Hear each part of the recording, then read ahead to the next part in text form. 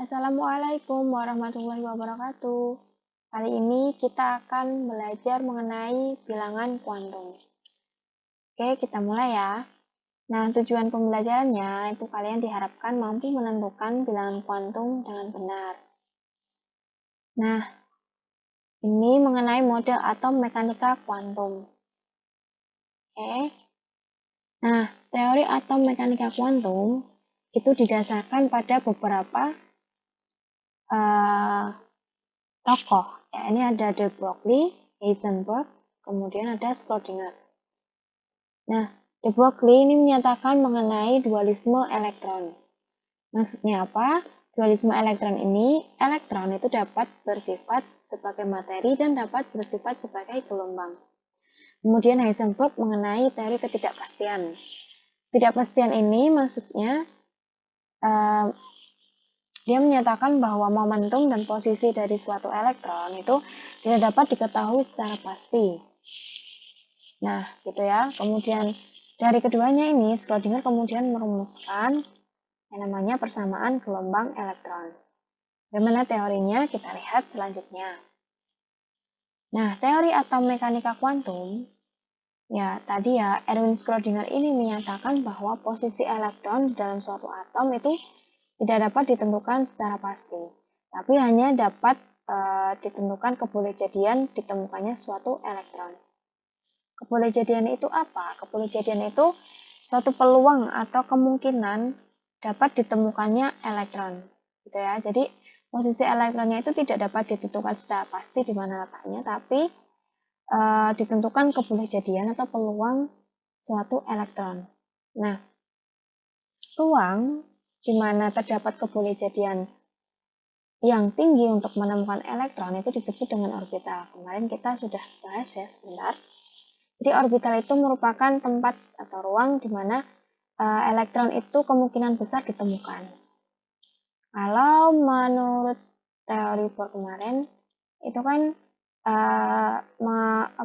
elektron itu ditemukan di lintasan-lintasan atau kulit ya kan. Nah, sekarang dari mekanika kuantum itu membahas lebih detail mengenai letak dan posisi dari suatu elektron.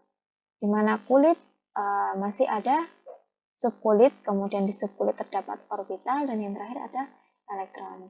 Contohnya seperti ini ya, di mana orbital ini merupakan tempat terbesar, peluang terbesar keberadaan elektron dalam suatu atom.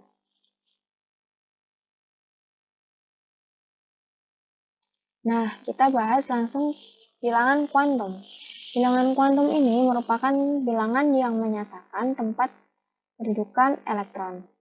Ada 4 macam, itu bilangan kuantum utama, azimut, magnetik, dan spin. Kita langsung bahas satu persatu. Bilangan kuantum utama. Bilangan kuantum utama ini menyatakan tingkat energi orbital dan bentuk ukuran orbital. Bilangan kuantum utama itu menunjukkan letak kulit. Semakin besar nilai n, maka orbitalnya semakin besar. Jadi bilangan kuantum utama itu identik dengan kulit di atom Bohr. Ingat lagi ya. Posisi kulit atom Bohr itu K, L, M, N, dan seterusnya sampai K. Ini ya. Di bilangan kuantum utama itu dilambangkan dengan N. Nah, besarnya itu bisa bilangan bulat 1 sampai dengan 7. Ya kan? Lanjut. Contohnya, 1S misal. Nah, itu memiliki bilangan kuantum utama N sama dengan 1. 2S berarti memiliki bilangan kuantum utama N sama dengan 2. Dan seterusnya. Bilangan kuantum azimut, yang kedua, bilangan kuantum azimut dilambangkan dengan L, itu menyatakan letak subkulit dan bentuk orbitalnya. Nah, banyaknya subkulit ini tergantung pada tingkat energi utama atau kulitnya. Ini masih berkaitan dengan N, bilangan kuantum utama. Subkulit, ingat lagi ada S, P, C, F. Ini bilangan kuantum azimutnya, pada subkulit S itu 0, subkulit P itu 1, D itu 2, F itu 3. Jadi pada N sama dengan 1, itu punya memiliki subkulitnya kan 1S, punya S. Kemudian maka L-nya itu 0. N sama dengan 2 itu punya 2 subkulit, 2S dan 2P, maka L-nya juga ada 2, yaitu L sama dengan 0 dan L sama dengan 1. 0 untuk S dan 1 untuk P. Itu ya. Dan seterusnya. Bilangan kuantum azimut ini tadi kan menyatakan subkulit dan bentuk orbital. Contohnya, 1S tadi punya bilangan kuantum azimut L sama dengan 0. 2S itu juga 0. P punya 1. Gitu ya. Jadi besarnya L itu nanti akan lebih sedikit atau tidak lebih besar daripada jumlah dari bilangan kuantum utama. Yang ketiga, bilangan kuantum magnetik. Dilambangkan dengan M atau ML. Nah, nilai bilangan kuantum magnetik itu bergantung pada harga bilangan kuantum azimut. Bilangan kuantum magnetik sendiri itu menunjukkan jumlah orbital yang terdapat pada subkulit. Nah, dia juga menentukan orientasi arah orbital dalam ruang. Nah, harga bilangan kuantum magnetik ini kan bergantung pada bilangan kuantum azimut, yaitu dari min L sampai dengan plus L. Orbital itu biasanya digambarkan dengan segi 4. Jadi subkulitnya ini misal S. Bilangan kuantum orbital atau azimut itu 0, maka bilangan kuantum magnetiknya seperti ini. Jadi S, ingat lagi, S itu orbitalnya dia punya satu orbital. Seperti ini, maka M-nya juga 0. P, subkulit P itu bilangan kuantum orbitalnya 1. Nah, karena bilangan kuantum yang azimut itu min L sampai dengan plus L, maka ini bilangan kuantumnya min 1, 0, plus 1. Dimana bilangan kuantum magnetik itu ada 3 ini ya. Jadi min 1, 0, plus 1. Gitu. Kemudian yang C itu bilangan kuantum orbitalnya atau L-nya itu 2.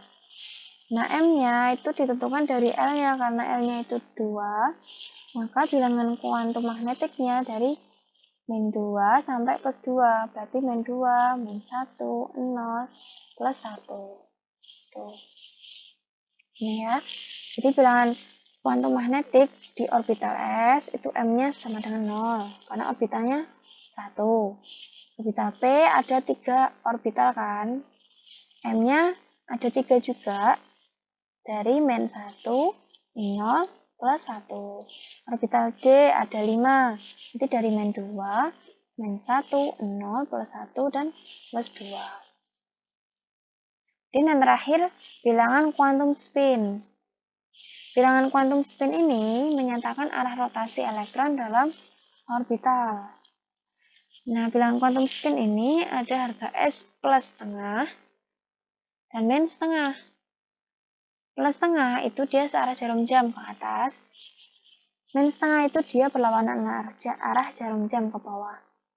Dimana satu orbital itu maksimal berisi 2 elektron. Kemarin aturan Hund ya, yang kalau kita mengisi elektron itu harus searah dulu. Yaitu ke searah jarum jam dulu sampai terisi penuh baru ke berlawanan arah jarum jam. Nah, lanjut ke contoh soal. Tentukan posisi elektron yang memiliki keempat bilangan kuantum n sama dengan 3, L sama dengan 0, M sama dengan 0, dan S sama dengan min setengah. Yang pertama, N sama dengan 3, maka dia berada di kulit ke-3. L sama dengan 0, berarti ingat subkulitnya. Berarti dia berada di subkulit S. Nah, kemudian untuk M dan S, di subkulit S itu hanya punya satu orbital, maka M-nya sama dengan 0. S-nya min setengah, maka arah panah berakhir ke bawah. Jadi diisi dulu ke atas, kemudian ke bawah. Berarti dia berisi 2 elektron, maka posisi elektronnya yaitu 3s2.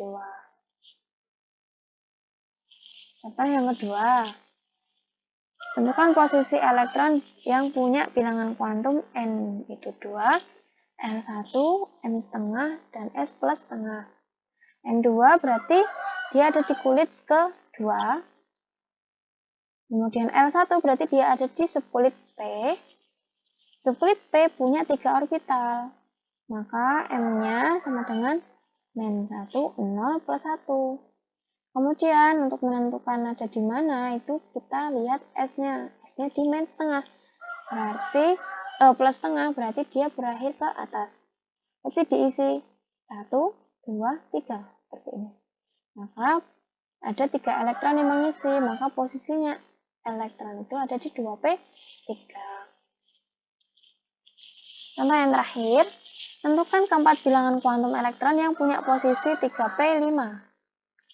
Maka N-nya ada 3, ya kan ini 3, P maka subkulitnya 1.